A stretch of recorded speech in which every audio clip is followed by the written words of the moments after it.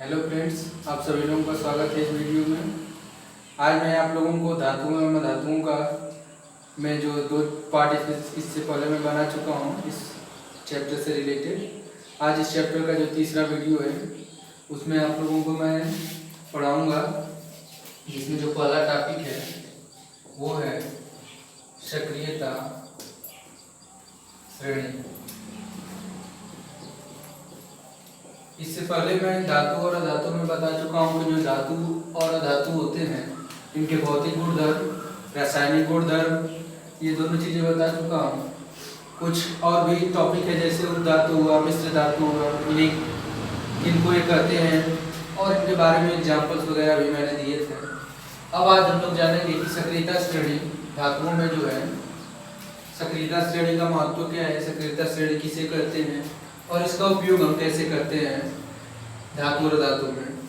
तो देखिए सक्रियता श्रेणी क्या है। तो जैसे हमने धातु ले लिया, कोई भी है, सोडियम है, पोटेशियम है, एल्युमिनियम है, मैग्नीशियम है, कॉपर है, सिल्वर है, तो ये सब आपकी जो धातुएं हैं इनकी अभिक्रियाशीलता क्या है, ठीक है, कितने फास्ट ये रिएक्शन करेंगे, इसी के आधार पे हम बनाते हैं सक्रियता श्रेणी। मतलब ये जैसे आपका पोटेशियम हो गया, सोडियम हो गया, एल्युमिनियम हो गया, तो इन सब में कौन फास्ट रिएक्शन करेगा, कौन जल्दी से अभिक्रिया कर लेगा, इसी के आधार पर हम सक्रियता श्रेणी बनाते हैं। तो सक्रियता श्रेणी क्या है? तो सक्रियता श्रेणी एक श्रेणी है, एक ऐसी श्रेणी है, एक सीरीज है जिसमें हम धातुओं को उनकी अभिक्रियाशीलता के अवरोही क्रम में व्यवस्थित करते हैं। जो आपकी सक्रियता श्रेणी है वह एक ऐसी श्रेणी है जिसमें हम धातुओं को उनकी अभिक्रियाशीलता के आधार पे अवरोही क्रम में व्यवस्थित करते हैं। अवरोही क्रम का मतलब आप जानते होंगे, जैसे अंकों की बात की जाए तो 5 हो गया, 3 हो गया, 2 हो गया, 1 हो गया, ये अवरोही क्रम है, मतलब घटता हुआ क्रम। सबसे पहले सबसे बड़ा, फिर छोटा, फिर छोटा, फिर सबसे छोटा, तो इस तरह लिखते जाते हैं। तो अवरोही क्रम का यहाँ पे अगर बात करें सक्रियता श्रेणी में, तो इसका मतलब ये हुआ कि अगर कोई तत्व यहाँ पे है सबसे ऊपर, फिर नीचे इस तरह का व्यवस्थित है, तो मतलब इसका ये हुआ कि जो सबसे ऊपर है, सबसे ऊपर वाला जो तत्व है वो सबसे ज्यादा क्रियाशील है, उसके नीचे वाला उससे थोड़ा कम है, उससे थोड़ा कम, उससे थोड़ा कम, और जो सबसे नीचे है उसकी क्रियाशीलता इन ऊपर वाले सभी तत्वों से सबसे कम है। तो ये आपकी सक्रियता श्रेणी है। तो सक्रियता श्रेणी किसे कहते हैं? पहला चीज तो ये है। तो सक्रियता श्रेणी एक ऐसी श्रेणी है जिसमें तत्वों को उनकी अभिक्रियाशीलता के आधार पे अवरोही क्रम में व्यवस्थित किया गया है।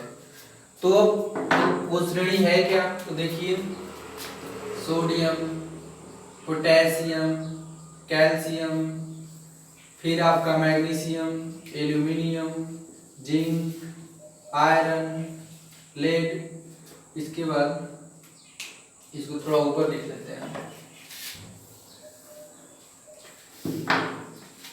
देखिए सबसे पहले potassium, sodium, calcium, magnesium, aluminium, zinc, ferrous, PbH, फिर यहाँ पे Cu, Hg, Ag और Au, ये आपका हो गया पूरी सक्रियता श्रेणी है।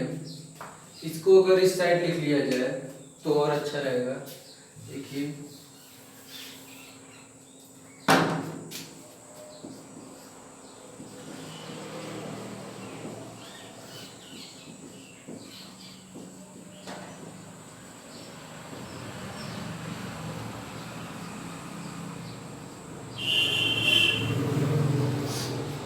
ये आपकी सक्रियता श्रेणी हो गई पूरी, ठीक है। अब इसमें हमने तत्वों को उनकी अभिक्रियाशीलता के आधार पर व्यवस्थित किया है और जो व्यवस्था है वो अवरोही क्रम में है, ठीक है।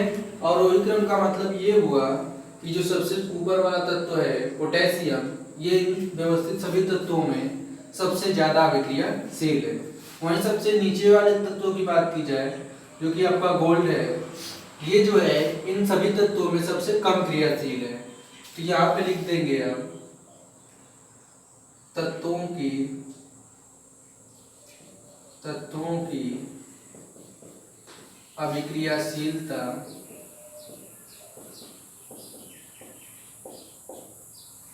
का अवरोही क्रम। ठीक है, तत्वों की अभिक्रियाशीलता का अवरोही क्रम। ठीक है, अभिक्रियाशीलता का मतलब होता है कि कितना जल्दी वो रिएक्शन करेगा किसी भी दूसरे तत्व से, किसी भी दूसरे यौगिक से। उसी के आधार पर हमने तत्वों को व्यवस्थित किए हैं। यही आपकी सक्रियता श्रेणी है। ठीक है,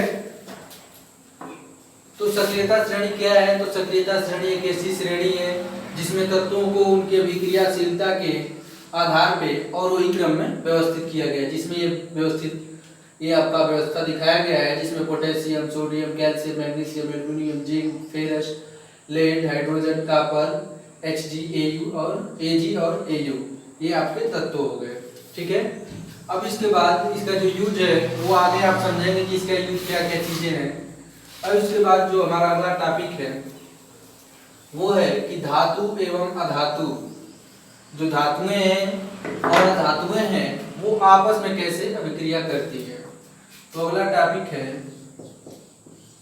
धातु एवं अधातु का आपस में अभिक्रिया। कोई धातु किसी दूसरे धातु से कैसे विक्रिया करती है ये चीज हम देखेंगे। तो देखिए, मैंने जो आपने अगर पिछला वीडियो नहीं देखा है इसका धातु और धातु का जो पहला और दूसरा पार्ट है, तो उसमें मैंने बताया था कि जो धातुएं होती हैं उनमें धनायन बनाने की प्रवृत्ति होती है, जबकि जो अधातुएं होती हैं वो ऋणायन बनाने की प्रवृत्ति रखते हैं। जैसे आप सोडियम ले लें तो सोडियम जो है एक इलेक्ट्रॉन त्याग कर Na+ बनाने की प्रवृत्ति रखता है, जबकि वही क्लोरीन जो कि धातु है यह एक इलेक्ट्रॉन ग्रहण करके ऋणायन बनाने की प्रवृत्ति रखता है, जो कि इस तरह हमने रिएक्शन में दिखाया है। तो धातुओं को धनायन बनाने, जो धातु है धनायन बनाने की प्रवृत्ति रखते हैं और जो अधातु हैं वो ऋणायन बनाने की प्रवृत्ति रखती हैं। तो इसी के आधार पे हम इनकी अभिक्रिया को समझेंगे। तो देखिए, कोई भी जो तत्व है उसकी जो अभिक्रियाशीलता है हम उसको इस तरह समझ सकते हैं कि उसके बाहरी कोश में कितने इलेक्ट्रॉन हैं, बाहरी कोश में कितने इलेक्ट्रॉन हैं। तो जैसे अगर हम बात करें सोडियम की, तो इसका जो परमाणु क्रमांक होता है वो होता है 11। ठीक है, और जो इसका इलेक्ट्रॉनिक विन्यास होता है उसकी बात करें तो 2, 8, 1 ये इसका इलेक्ट्रॉनिक विन्यास होता है। तो देखिए, ये आपका पहला कोश हो गया जिसमें 2 इलेक्ट्रॉन है, दूसरा कोश है जिसमें 8 इलेक्ट्रॉन है, और तीसरा कोश है जो बाहरी वाला कोश है, कक्षा है, इसमें 1 इलेक्ट्रॉन है। तो कोई भी तत्व चाहता है कि वो किस जो पास वाले उसके अक्रिय गैस हैं उसका इलेक्ट्रॉनिक विन्यास प्राप्त कर ले, या दूसरे शब्दों में कह सकते हैं कि जो उसका बाहरी कक्षक है उसमें 8 इलेक्ट्रॉन हो, वो अपने बाहरी कक्षक को पूर्ण करना चाहता है। अगर उसका बाहरी कक्षक पूर्ण हो जाएगा तो वह तत्व स्टेबल हो जाएगा, अस्थायी हो जाएगा। तो अगर यहाँ पे 2 चीजें हैं, या तो ये जो सोडियम है अपने बाहरी कक्षा में यहाँ पे 8 इलेक्ट्रॉन बनाने के लिए 7 इलेक्ट्रॉन ये ले, या दूसरा तरीका है कि ये अपना जो बाहरी कक्षा में इसका 1 इलेक्ट्रॉन है इसको भी ये किसी को दे दे। अगर बाहरी कक्षा में इसका 1 इलेक्ट्रॉन किसी को दे देगा तो ये गायब हो जाएगा और इसके बाहरी कक्षा में 8 इलेक्ट्रॉन हो जाएंगे, तो ये स्टेबल हो जाएगा। और या तो दूसरा है कि कोई 7 इलेक्ट्रॉन किसी से ये ले ले तो भी 8 हो जाएंगे, तो ये स्टेबल हो जाएगा। लेकिन बात यहाँ पे ये है कि क्या इसको 7 इलेक्ट्रॉन लेना आसान है कि 1 इलेक्ट्रॉन देना आसान है। तो अब देख ही रहे हैं यहाँ पे देना कितना है 1 और लेना है 7। तो 7 लेना है तो उसके लिए ज्यादा एनर्जी चाहिए सोडियम को, और उतना एनर्जी नहीं है इकट्ठा कर पाएगा, इसलिए 1 इलेक्ट्रॉन यहाँ पे ये दे देता है। और 1 इलेक्ट्रॉन दे के यहाँ पे जैसे इसका इलेक्ट्रॉनिक विन्यास है आपका ये है 2, 8, 1, तो यहाँ पे ये 1 इलेक्ट्रॉन दे देता है इस तरह Na कन्वर्ट्स इनटू, एक इलेक्ट्रॉन देकर ये बन जाता है Na प्लस में, ठीक है। और जो इसका इलेक्ट्रॉनिक विन्यास होता है, देखिए यहाँ पे जो सोडियम है इसके नाभिक में कितने हैं, 11 प्रोटॉन है, 11 प्रोटॉन है। और इलेक्ट्रॉन की बात करें तो पहले 11 थे, अब एक इलेक्ट्रॉन दे दिया तो 10 इलेक्ट्रॉन है। तो 10 इलेक्ट्रॉन और 11 प्रोटॉन हो गए, तो एक पॉजिटिव आयन की अधिकता हो गई, इसीलिए इस पे प्लस आ गया, ठीक। तो ये हो गया इलेक्ट्रॉनिक विन्यास। ये यहाँ पे आपका एक इलेक्ट्रॉन दे रहा है सोडियम। उसी तरह बात करें अगर क्लोरीन की, देखिए क्लोरीन का जो परमाणु क्रमांक होता है वो होता है 17। इसकी बात करें तो 2, 8, 8 2 10, और यहाँ पे बात करें तो 7, ठीक है। तो ये आपका हो गया क्लोरीन का, ये परमाणु क्रमांक हो गया आपका 17 और इलेक्ट्रॉनिक विन्यास हो गया 2, 8, 7। यहाँ पे भी देखिए बाहरी कक्षा में 7 इलेक्ट्रॉन है, अगर ये किसी तरह इसको 8 बना ले तो इसका जो अष्टक है वो पूर्ण हो जाएगा, ये स्टेबल हो जाएगा। तो 8 बनाने के लिए आप यहाँ पे या एक ले ले किसी से, या 7 को किसी को दान कर दे। तो ये लेना आसान है कि 7 देना आसान है, तो आप कहेंगे एक लेना आसान है। तो एक लेना आसान है, तो यहाँ पे ये क्या करेगा, इसके पास पहले यहाँ पे आप बाहरी कक्षा में 7 इलेक्ट्रॉन थे, ये किसी से 1 इलेक्ट्रॉन ले लिया तो बाहरी कक्षा में 8 इलेक्ट्रॉन हो जाएंगे। तो इसीलिए जो क्लोरीन है ये ऋणायन बनाने की प्रवृत्ति रखता है। देखिए यहाँ पे 1 इलेक्ट्रॉन लेगा तो बन जाएगा ये Cl-। कैसे, क्लोरीन जो है इसके नाभिक में 17 प्रोटॉन है, 17 इलेक्ट्रॉन भी हैं जो कि नाभिक के चारों चक्कर लगा रहे हैं, और 1 इलेक्ट्रॉन और ले लिया तो इसके पास 18 इलेक्ट्रॉन हो गए और 17 प्रोटॉन हो गए। तो इलेक्ट्रॉनों की जो संख्या है वो प्रोटॉनों की संख्या से अधिक हो गई, इसीलिए इस पे माइनस आ गया, ठीक है। तो ये आपका हो गया बाहरी कक्षा के विन्यास के आधार पे हमने दिखा दिया कि जो सोडियम है उस पे धनायन आएगा, जो धातु है उस पे वो धनायन बनाने की प्रवृत्ति रखती हैं, जैसा कि हमने सोडियम को दिखाया। और जो धातुएं हैं जैसा क्लोरीन है ये ऋणायन बनाने की प्रवृत्ति रखते हैं। तो ये अभिक्रिया आपस में कैसे करेंगे इसको देखिए।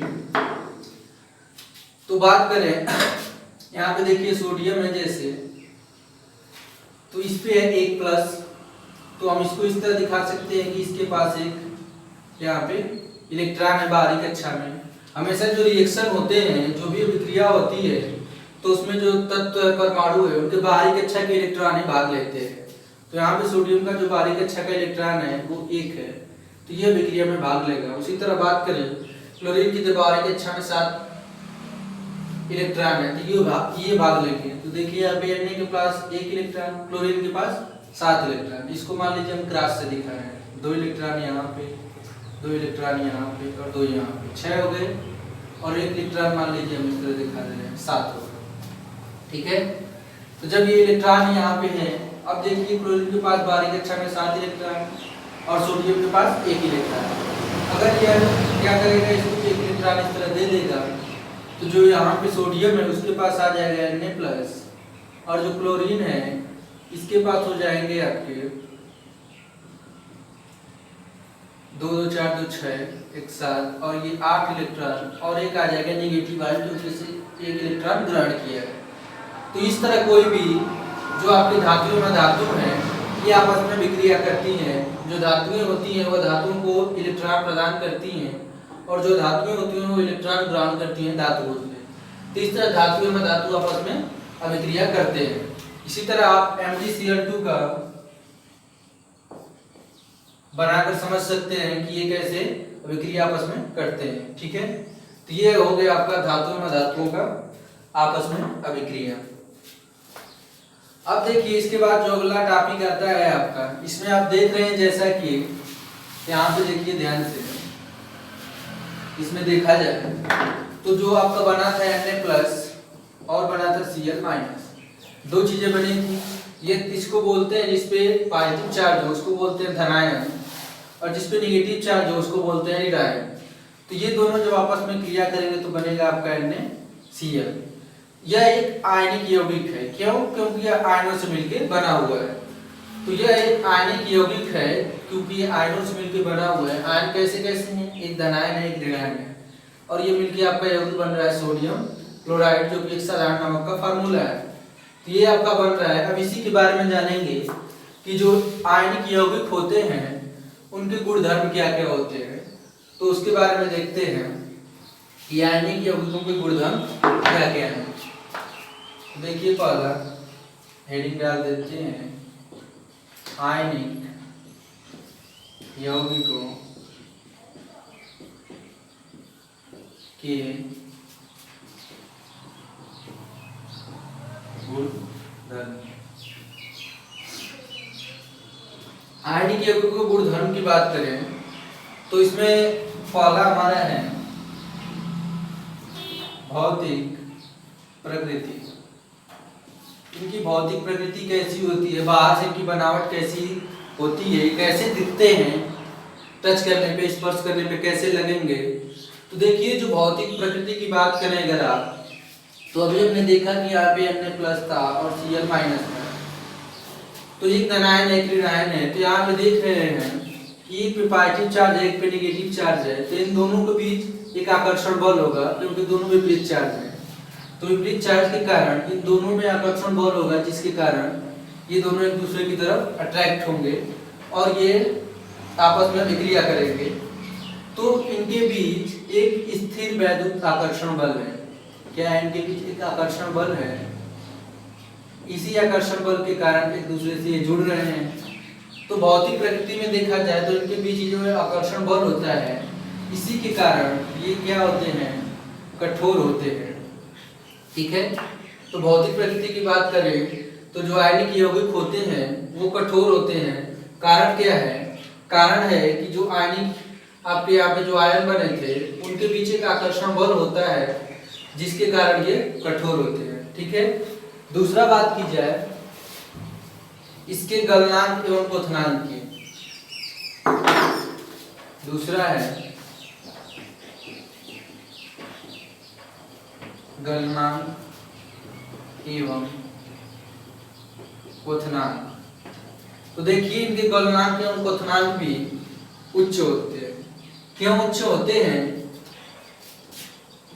गलनांक एवं क्वथनांक क्या होते हैं? उच्च होते हैं। अब रीजन की बात करें तो वही जो पिछला वाला रीजन था कि भौतिक प्रकृति इनकी कठोर होती है। क्यों होती है? क्योंकि इनके बीच जो है एक आकर्षण बल होता है जो कि काफी मजबूत होता है, काफी स्ट्रांग होता है। उसी तरह गलनांक और क्वथनांक की बात करें तो ये उच्च होता है क्योंकि जो इनका आकर्षण बल है इनके अणुओं के मध्य, इनके आयनों के मध्य वो ज्यादा होता है।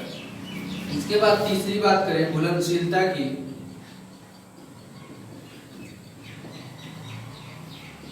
घुलनशीलता की बात करें तो जनरली जो जल में ये जो है आयनिक यौगिक वो विलेय होते हैं। जल में विलेय होते हैं क्योंकि जल में हमारा जो जल है H+ NOH- में टूट जाता है, आयनों में वियोजित हो जाता है।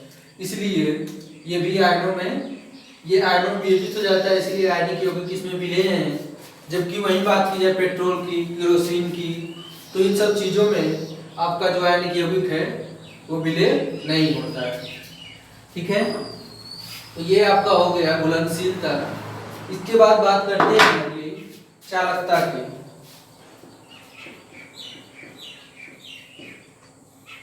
तो देखिए चालकता की बात करें अगर तो क्योंकि जो आयनिक यौगिक हैं जब ये जलीय रूप में होते हैं, जलीय विलयन में होते हैं, तब तो ये आयन के रूप में होते हैं, आयनिक फॉर्म में होते हैं और ये विद्युत का चालन करते हैं। इसमें से विद्युत प्रवाहित करने पे आपकी विद्युत प्रवाहित होती है। लेकिन अगर बात की जाए ठोस रूप में तो जो ठोस रूप में जब होते हैं तो ये अपने आकर्षण बल द्वारा इतने अच्छे से बंधे होते हैं, स्ट्रांगली बॉन्डेड होते हैं कि इनमें विद्युत प्रवाहित नहीं की जा सकती है।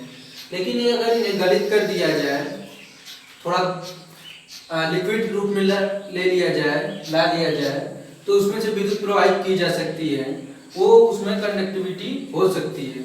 तो ये आपके आयनिक यौगिक गुणधर्म हो गए। पहला कि इनकी जो भौतिक प्रकृति होती है वो कठोर होती है। क्यों होती है? क्योंकि आयनों के मध्य स्ट्रॉन्ग अट्रैक्टिव फोर्स होता है, मजबूत आकर्षण बल होता है। दूसरा इनके गलनांक एवं क्वथनांक उच्च होते हैं। क्यों? क्योंकि जो इनके आयनों के मध्य आकर्षण बल होता है वो मजबूत होता है। इनकी घुलनशीलता की बात करें तो जल में जनरली ये विलेय होते हैं, क्योंकि आयनिक रूप में जो जल है वो H+ + OH- H+ और OH- में टूट जाता है, इसलिए इसमें आयनिक जल में विलेय हैं, जबकि पेट्रोल हुआ, केरोसिन हुआ, इस सब में विलेय नहीं होते हैं। चौथा, चालकता की बात करें तो जलीय विलय में आयनिक यौगिक विद्युत के चालक होते हैं, जबकि ठोस रूप में विद्युत के चालक नहीं होते हैं। तो ये आपका हो गया आयनिक यौगिकों के गुणधर्म। अब इसके बाद जो आपका अगला टॉपिक है वो है धातुकर्म, जो कि बहुत ही इंपॉर्टेंट है और इसमें से आपके जो बोर्ड एग्जाम है उसमें क्वेश्चन आए होंगे। 2 नंबर में आया, 4 नंबर में आया, लेकिन इसमें से क्वेश्चन आएंगे। तो अगला जो आपका टॉपिक है वो है धातुकर्म। ठीक है, अगला आपका टॉपिक धातुकर्म है।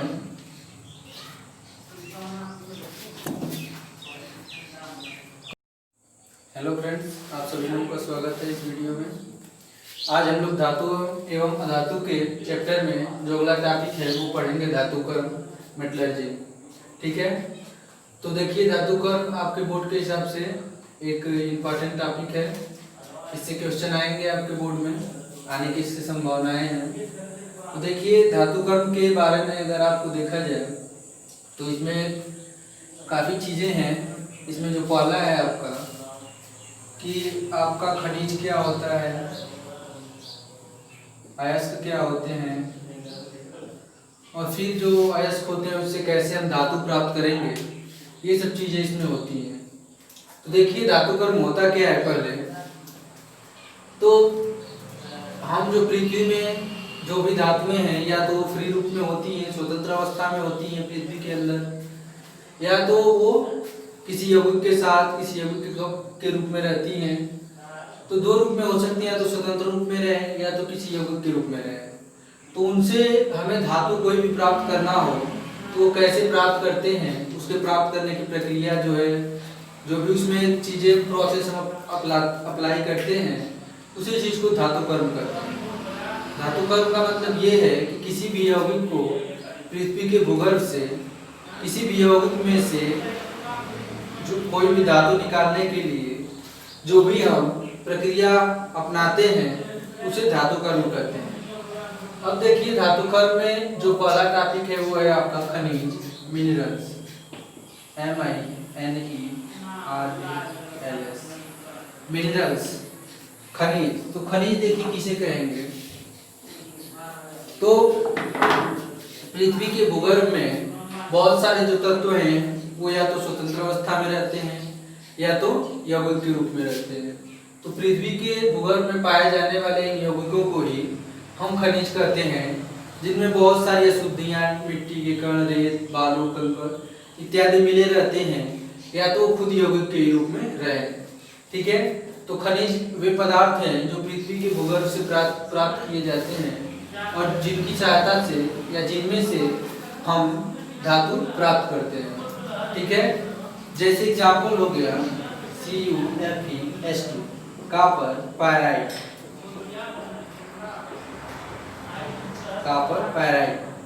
तो देखिए CuFeS2 कॉपर पायराइट जो है ये कॉपर का खनिज है, यहाँ पे खनिज कहेंगे।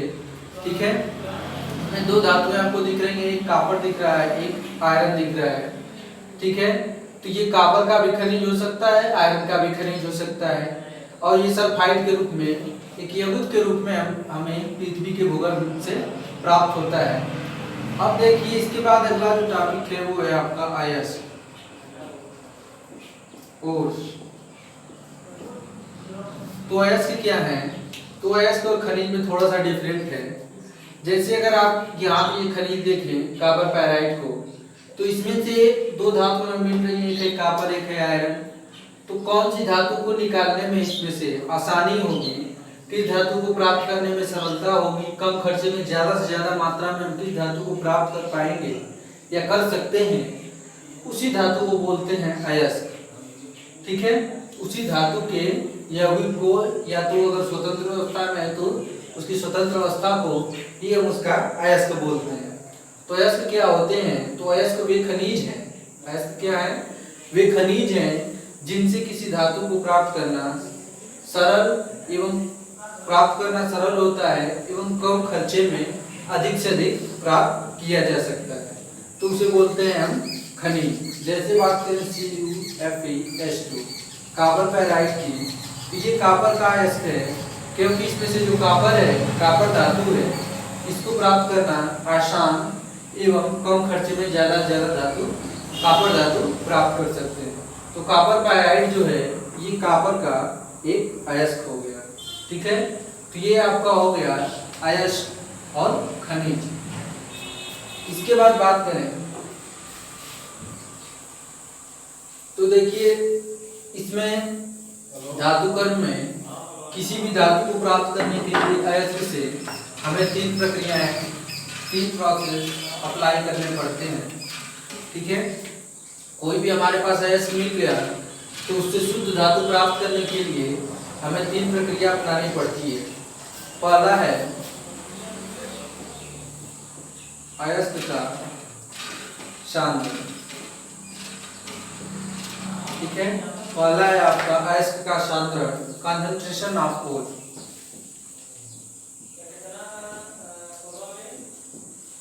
Concentration of coal.